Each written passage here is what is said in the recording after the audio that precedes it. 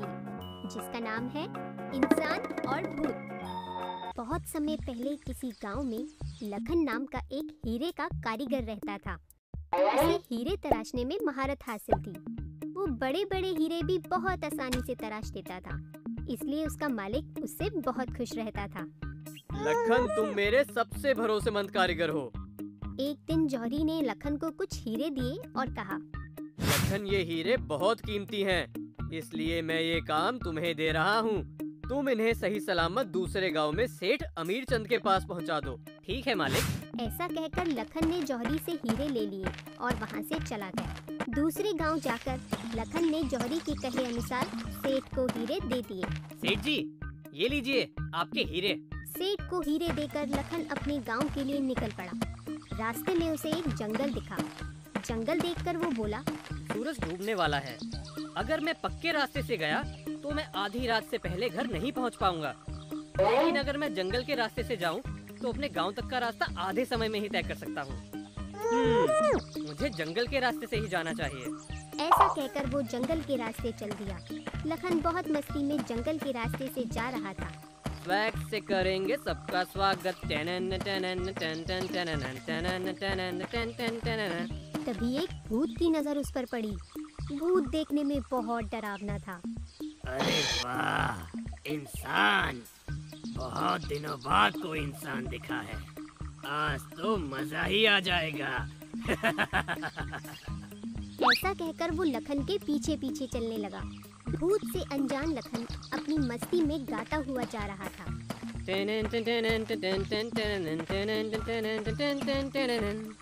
तभी अचानक उसे अपने सामने एक डरावनी सी परछाई दिखी। वो समझ गया कि उसके पीछे कोई भूत है और डर के मारे उसके पसीने छूटने लगे।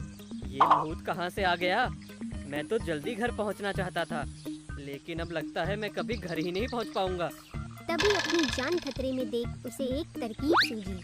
उसने अपना डर छिपाते हुए एक लंबी सांस ली और भूत की तरफ मुड़ा। क्या हुआ? तुम हंस क्यों रहे हो? क्या तुम्हें मुझसे डर नहीं लग रहा? डर? भला मैं तुमसे क्यों डरूंगा?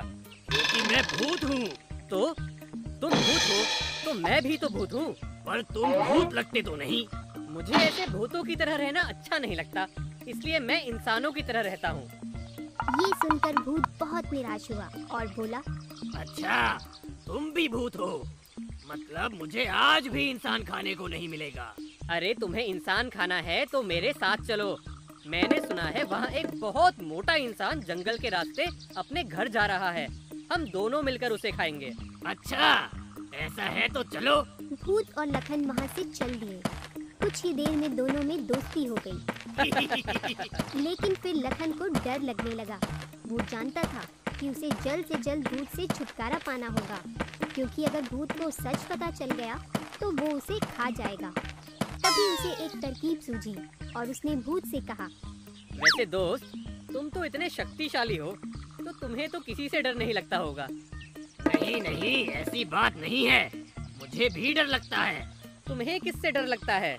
मुझे पानी से बहुत डर लगता है, इसलिए मैं भूल कर भी पानी के पास नहीं जाता और नहाता धोता भी नहीं हूँ। कुछ आगे चलने पर एक नहर आई। नहर देखते ही लखन समझ गया कि भूत से पीछा छुड़ाने के लिए उसे क्या करना है। उसने भूत से कहा, दोस्त, वो मोटा इंसान नहर के उस पार है। आओ नहर पार करें। नहीं नहीं दोस्त, मैंने तुम्हें बताया था ना, मुझे पानी से कितना डर लगता है। मैं नहर पार नहीं कर सकता। कोई बात नहीं दोस्त, मैं अकेला नहर के उस पार जाता हूँ और उस इंसान को लेकर आता हूँ। तुम मेरा यही इंतजार करो। ठीक है दोस्त, लेकिन तुम थोड़ा जल्दी आना।